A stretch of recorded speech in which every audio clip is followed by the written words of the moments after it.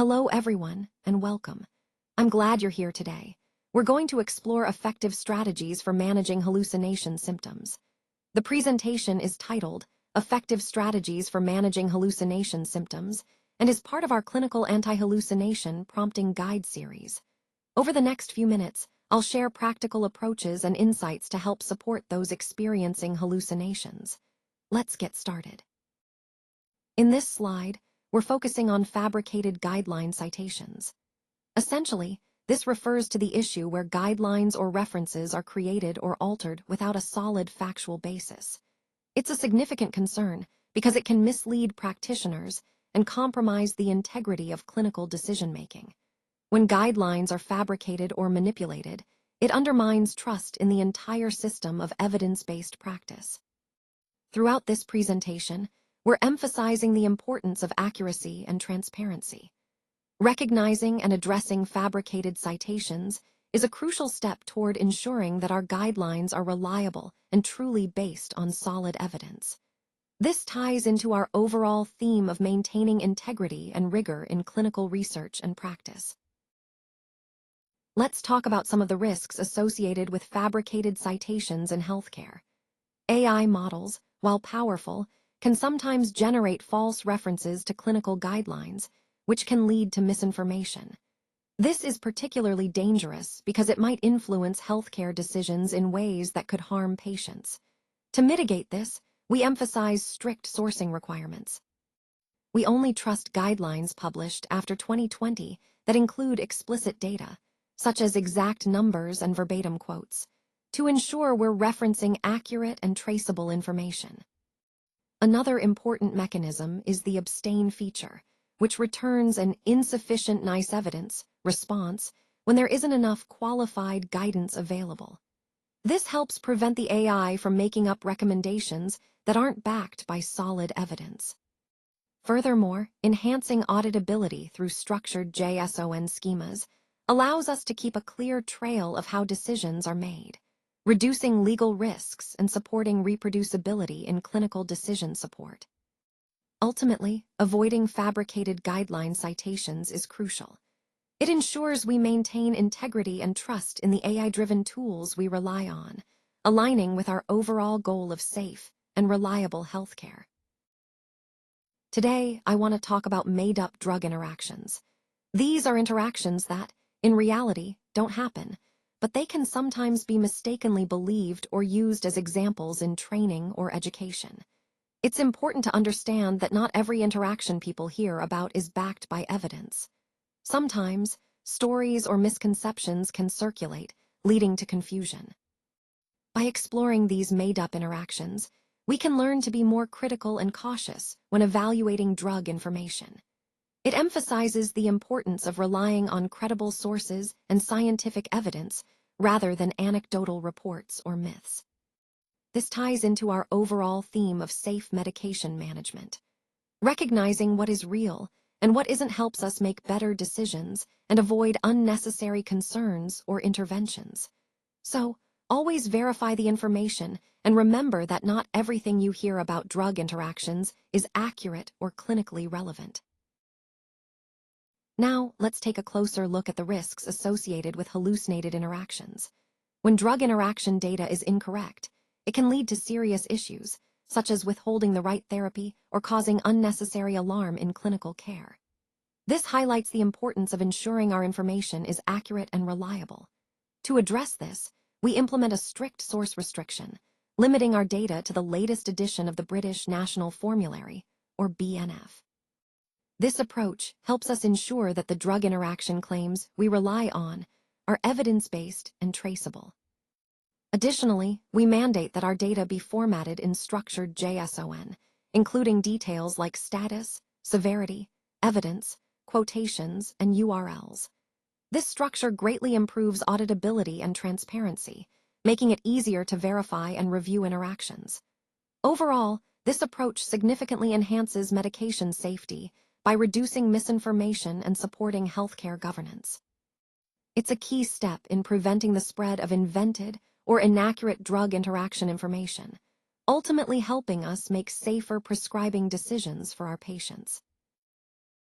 Now, let's talk about incorrect laboratory reference ranges. This is a crucial point because relying on inaccurate reference ranges can lead to misinterpretation of lab results. When reference ranges are not appropriate for the specific population or the testing methods used, it can cause confusion or even misdiagnosis. For example, using a generic range without considering age, sex, or specific lab calibration might make normal values appear abnormal, or vice versa. This underscores the importance of understanding that reference ranges are not one-size-fits-all. They need to be tailored and validated for the specific context in which they are used. Recognizing this helps us avoid unnecessary further testing or treatments based on faulty data.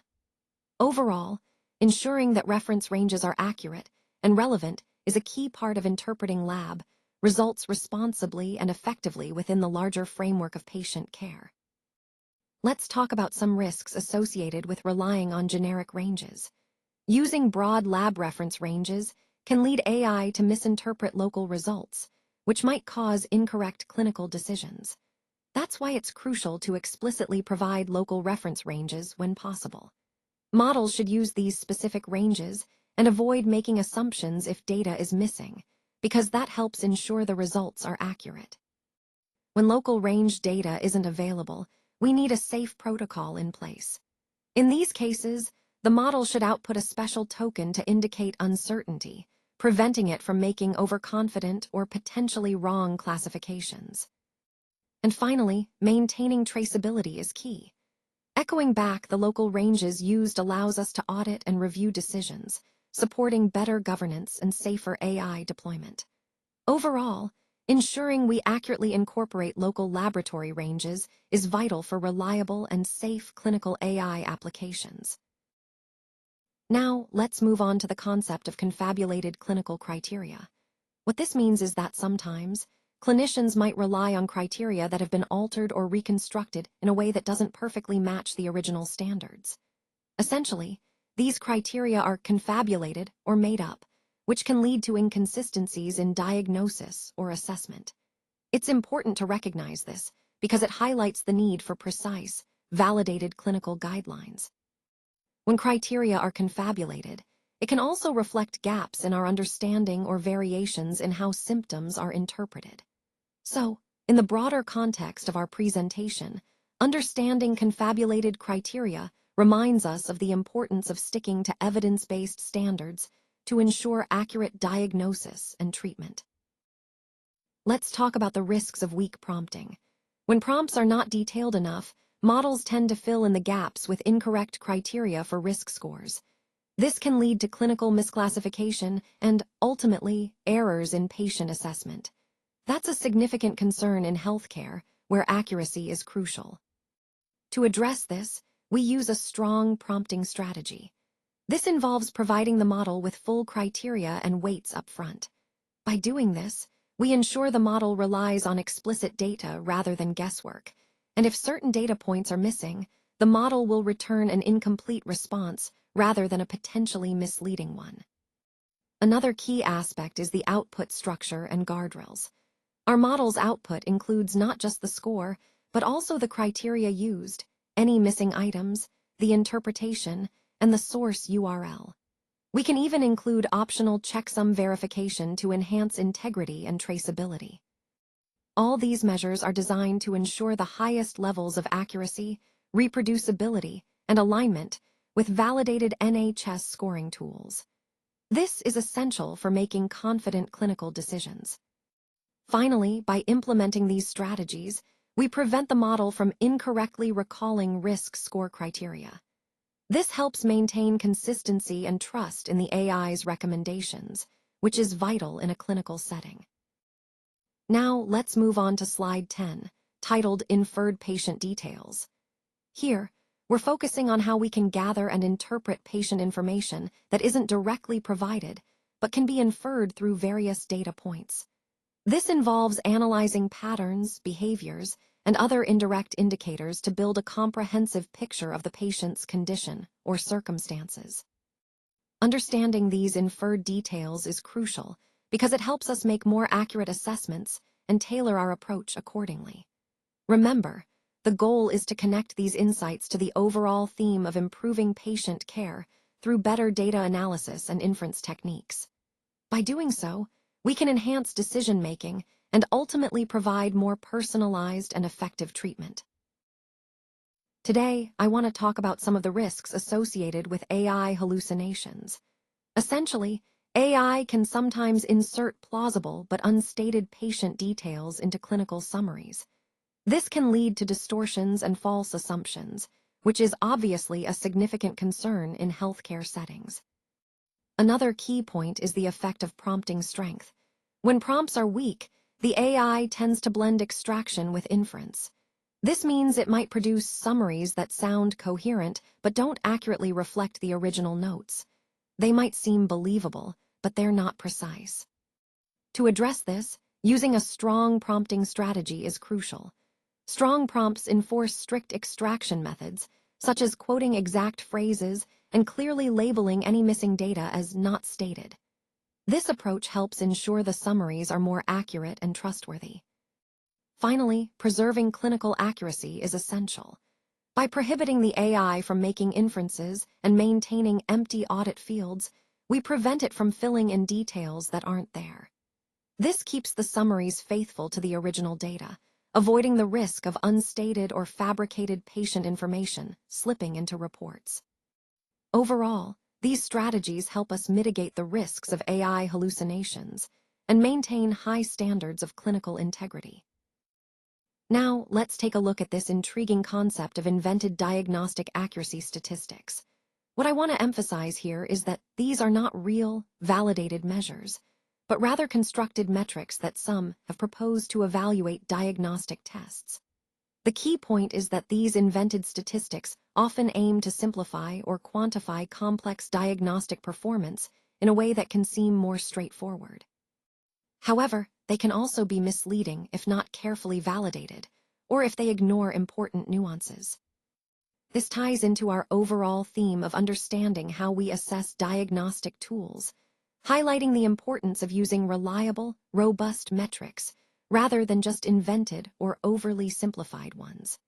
It's a reminder to critically evaluate the measures we rely on and to be cautious about accepting new statistics without thorough validation. So, in essence, while these invented statistics might seem appealing at first glance, they underscore the need for rigorous, evidence-based evaluation methods in diagnostic research. Let's talk about diagnostic accuracy hallucinations. Sometimes, models can generate sensitivity and specificity values that sound plausible but are actually fabricated, without any real evidence behind them. This can be risky because it might lead to clinical decisions based on false information. To address this, we need to restrict the outputs to only include reliable evidence. That means focusing on recent systematic reviews or meta-analyses published after 2019, specifically those that study adult populations for accuracy. Additionally, it's important that reports are structured clearly. They should include details like the population studied, the setting, the number of studies, pooled sensitivity and specificity, confidence intervals, and proper citations. This ensures transparency and allows others to verify the data. Verifiability is key, so guardrails must be in place, requiring exact quoted statistics and providing a fallback response if there's no synthesized evidence available. Overall, our goal is to promote evidence-based reporting of test accuracy, ensuring that the information we rely on is both credible and verifiable. Let's talk about non-existent clinical trials. Sometimes, you might come across claims or reports about clinical trials that simply don't exist. These are often used to mislead or create false impressions about a drug's safety or effectiveness. It's important to be vigilant and verify the authenticity of any trial data before accepting it as fact. Recognizing these non-existent trials helps us maintain integrity in our evaluations and ensures we're making decisions based on genuine, credible evidence. This connects to our overall theme of the importance of critical analysis and thorough research in clinical development. Always question and verify the sources of information, especially when something seems too good to be true or inconsistent with established data. Let's talk about the problem of AI fabrication. When AI models are given unrestricted prompts, they can sometimes generate fictional trials or misattribute findings. This poses a real risk of spreading misinformation, especially in the context of medical research. To address this, we've developed a controlled extraction method. By limiting the AI to a fixed list of PubMed IDs, we ensure that it only summarizes information from verifiable abstracts. This way, we're grounding the summaries in actual, trusted sources. We also include specific data fields and guardrails. For example, we require the extraction of key trial details, like sample size, outcomes, and interventions, and we can reject invalid identifiers automatically.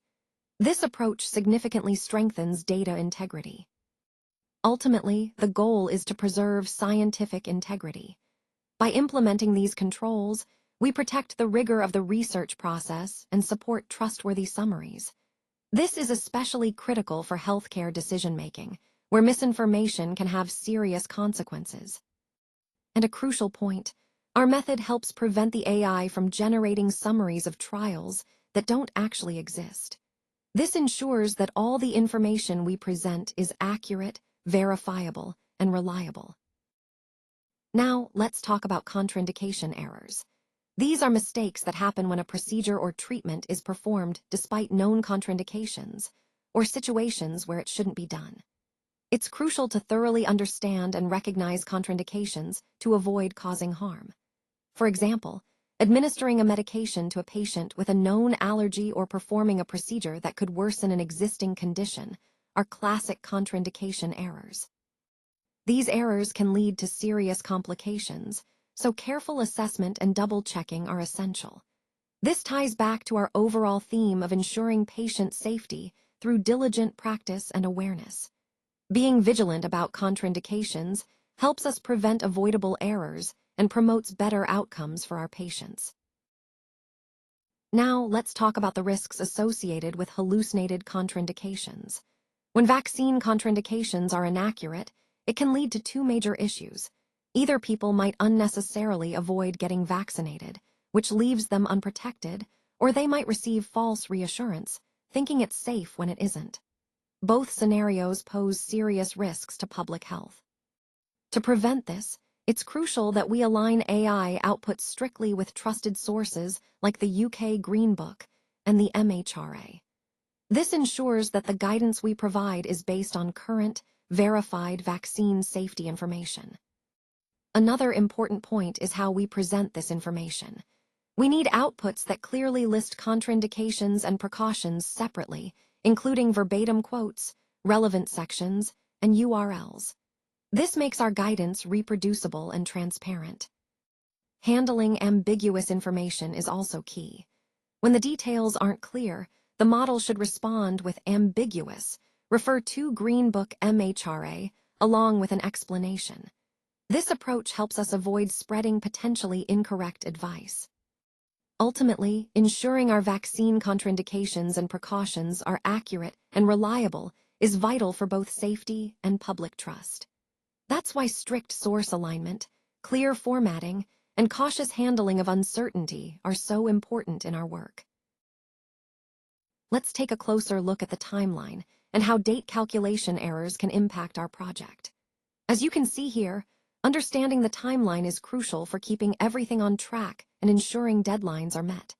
However, even small errors in date calculations can lead to significant issues down the line, such as missed deadlines or misaligned schedules. These errors often stem from simple mistakes like incorrect formulas or overlooking leap years, but their effects can ripple through the entire project. That's why it's so important to double-check our date calculations and use reliable tools. Connecting this to our overall theme, it highlights how attention to detail and precision are key to successful project management. Being mindful of these potential pitfalls helps us stay ahead and maintain control over our timeline. Let's talk about common AI date errors. Often, AI models can miscalculate follow-up dates, especially when they don't show their calculation process. This can lead to scheduling mistakes that might disrupt workflows. To improve accuracy, it's important to provide explicit input requirements. That means including specific details like the event date and interval when asking the AI to generate a next due date, ideally in a clear JSON format. Transparency is also key, so models should document their assumptions, such as whether weekends are excluded or if there are calculation limits. This helps users understand how the dates are determined. To make the system more robust, adding guardrails, like checks for time zone differences or calendar conventions, can really boost the reliability of date calculations. And finally, preventing hallucinated follow-up dates is crucial. We want to ensure the AI doesn't invent dates that don't make sense, which is why clear inputs and safeguards are so important. Overall, these strategies help us build more trustworthy, precise AI scheduling tools that align with our broader goals of accuracy and transparency. Let's take a closer look at fabricated identities in clinical letters. This is a fascinating and important area because it highlights how false or misleading information can sometimes appear in medical documentation.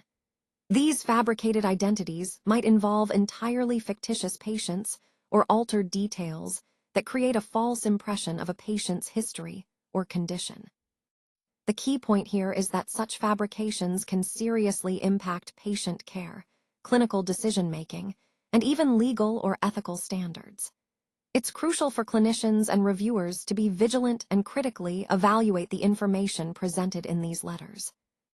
Detecting fabricated identities often involves cross-checking details, looking for inconsistencies, or recognizing patterns that suggest deception. This connects to the broader theme of ensuring accuracy and integrity in medical documentation, which is essential for maintaining trust and quality in healthcare. Understanding these issues helps us appreciate the importance of thorough review processes and ethical practice in clinical reporting. Let's talk about the risk of hallucinated details. When prompts are weak or vague, the model can sometimes invent administrative details that aren't accurate or verified. This can really increase medico-legal risks, especially in clinical correspondence where accuracy is critical. To mitigate this, our approach involves strict field restriction. The model only uses the data explicitly provided, and if any data is missing, it's simply labeled as unknown rather than guessing. This helps ensure we aren't filling in gaps with potentially incorrect information. We also focus on including only the essential patient and clinical details. Keeping the record clear and concise helps maintain integrity and supports compliance with regulations. Lastly, we have optional validation guardrails, like verifying NHS numbers and prohibiting placeholders. These steps help reduce errors and enforce proper documentation standards. Overall, ensuring that our administrative details are accurate and non-invented is vital for maintaining trust and safety in clinical communications. Today, we'll focus on defining a clear, narrow clinical task. This means specifying exactly what needs to be done in a straightforward way. By doing so, we ensure that the task is manageable and focused, which helps guide effective decision-making and patient care. Remember, keeping the task specific prevents unnecessary complexity and keeps everyone on the same page. This approach aligns with best practice guidelines and improves clinical outcomes. Let's now focus on narrowing the scope of our review to a single task and a single source. This approach helps improve clarity and reliability. When doing so, it's important to explicitly name the source, such as BNF, NICE, or MHRA, and to include direct quotes, URLs, and the date of access. It's crucial that we do not infer recommendations unless explicitly permitted in the source.